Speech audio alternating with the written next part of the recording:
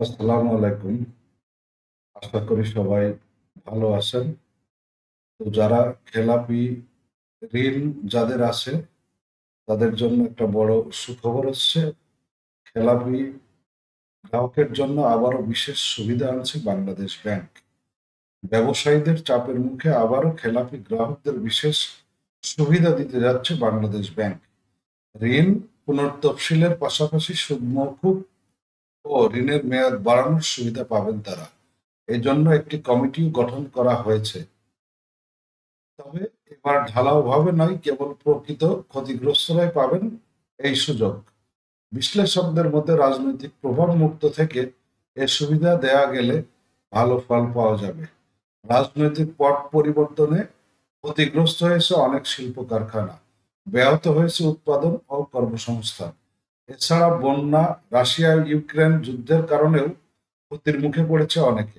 আবার বিগত সরকারের রোষানলে পড়ে ব্যবসা চালাতে না পেরে খেলাপি হয়েছেন অনেক উদ্যোক্তা। এমন পরিস্থিতিতে ব্যবসায়ীদের দাবির মুখে ঋণ পুনর্তফসিলের বিশেষ সুবিধা নেওয়ার কথা জানিয়েছে বাংলাদেশ ব্যাংক। এর মাধ্যমে ডাউন পেমেন্টের শর্ত শিথিল, সুদ মওকুফ ও ঋণের মেয়াদ বাড়ানোর সুযোগ থাকবে। এই প্রক্রিয়াটি স্বচ্ছভাবে করতে বিভিন্ন খাতের প্রতিনিধিদের সমন্বয়ে 5 সদস্যের যাচাই বাছাই কমিটি করেছে কেন্দ্রীয় ব্যাংক। 20 কোটি টাকার বেশি ঋণে এই প্রস্তাব কমিটি বিবেচনা করবে। কেন্দ্রীয় ব্যাংকের ভারপ্রাপ্ত মুখপাত্র মোহাম্মদ শাহরিয়ার সিদ্দিক বলেন, সুপারিশ কমিটি এগুলো পর্যালোচনা করবে। এই পর্যালোচনার ক্ষেত্রে যেসব ঋণ নিয়ম বহির্ভূত কারণে শ্রেণীকৃত হয়েছে, শুধু সেই কেসগুলো দেখবে। ইচ্ছাকৃতভাবে খেলাপি হয়েছে এমন কোনো কিছু বিবেচনায় আসবে না।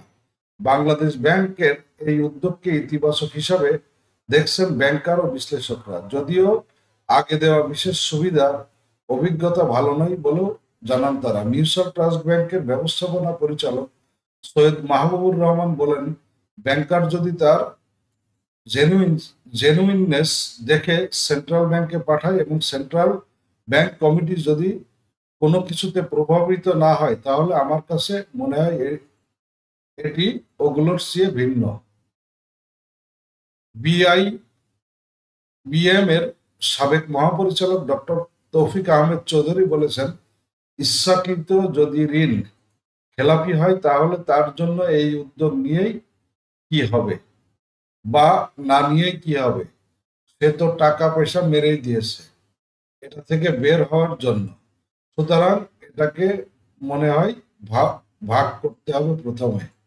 এটা একটু দুরূহ কাজ।